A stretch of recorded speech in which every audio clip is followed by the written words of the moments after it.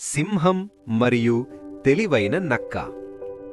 ఒక గాఢమైన అరణ్యంలో రాజా అనే బలమైన సింహం ఉండేది.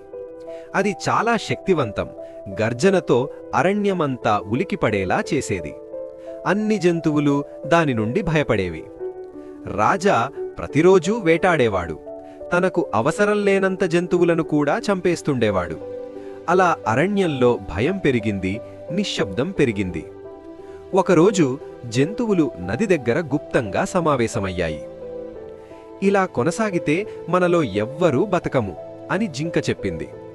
ఏదో చెయ్యాలి అన్నారు తోడేళ్లు. అప్పుడు చింతూ అనే తెలివైన నక్క ముందుకు వచ్చింది. మనమందరం ఓ ప్లాన్ చేద్దాం అని శాంతంగా చెప్పింది. రోజుకు ఒక జంతువును మాత్రమే సింహం దగ్గరకు పంపుదాం. అలా చేస్తే మిగిలిన వాళ్ళు బతుకుతారు. భయపడుతున్న జంతువులకు ఆ ఆలోచన నచ్చింది. అందరూ అంగీకరించారు. తరువాతి రోజు చింతూ సింహం గుహ దగ్గరకు వెళ్లి ఆ ప్లాన్ను వివరించింది. రాజాకు ఆ ప్లాన్ నచ్చింది. ఎందుకంటే తక్కువ శ్రమ, ఎక్కువ ఆహారం. అలా రోజులు గడిచాయి. ప్రతిరోజు ఒక జంతువు సింహం దగ్గరకు వెళ్లేది. అరణ్యంలో నిశ్శబ్దం పెరిగినా జంతువులు సేఫ్గా ఉండసాగాయి. ఒకరోజు నక్క చింతూ వరుస వచ్చింది. కాని అది తెలివిగా ఉదయం త్వరగా కాకుండా చాలా నెమ్మదిగా బయలుదేరింది. సూర్యుడు మధ్యాహ్నం వచ్చే వరకు నెమ్మదిగా నడిచింది.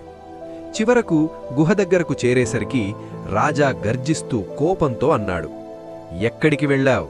ఎందుకింత ఆలస్యం? నేను ఆకలితో ఉంటున్నాను." చింతూ నమస్కరించి వినయంగా చెప్పింది, "రాజాగారు, క్షమించండి, మధ్యలో మరో సింహం నన్ను ఆపింది."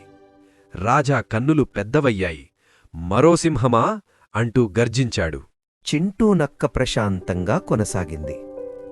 "అవును మహారాజా, ఆ సింహం ఈ అడవి తనదని చెప్పాడు. నీకంటే శక్తివంతుడినని చెప్పి నీ పేరును విని నవ్వాడు." రాజసింహం కోపంతో గర్జించింది. "అలా ఎలా ధైర్యం చేశాడు?" అని గట్టిగా అరిచింది. "అతవిని ఇక్కడికి వెంటనే తీసుకురా." చింటూ నక్క రాజను అడవిలోతుల్లోకి తీసుకెళ్ళింది. ఒక లోతైన బావి దగ్గరకు వచ్చారు. చింటూ నెమ్మదిగా చెప్పింది, "అతడిక్కడే ఉంటాడు మహారాజా." రాజ బావిలోపల చూసింది. నీళ్లలో తన ప్రతిబింబం కనిపించింది. అది మరో సింహంలా కనిపించింది. అది కూడా కోపంగా గర్జిస్తోంది. రాజ కోపంతో అరిచింది, "ఆహా, నీదేనా ఈ ధైర్యం?" అని చెప్పి బావిలోకి దూకింది. స్ప్లాష్!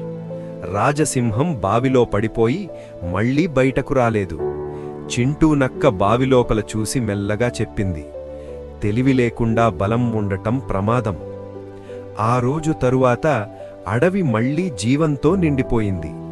పక్షులు పాటలు పాడాయి, జింకలు స్వేచ్ఛగా పరుగెత్తాయి, అన్ని జంతువులు శాంతిగా జీవించాయి. నీతి: తెలివితేటలు మరియు బుద్ధి బలాన్ని కూడా గెలుస్తాయి. చూసినందుకు ధన్యవాదాలు. మా టైనీ టాడ్లర్ టైమ్స్ ఛానల్కి తప్పక సబ్స్క్రైబ్ చేయండి.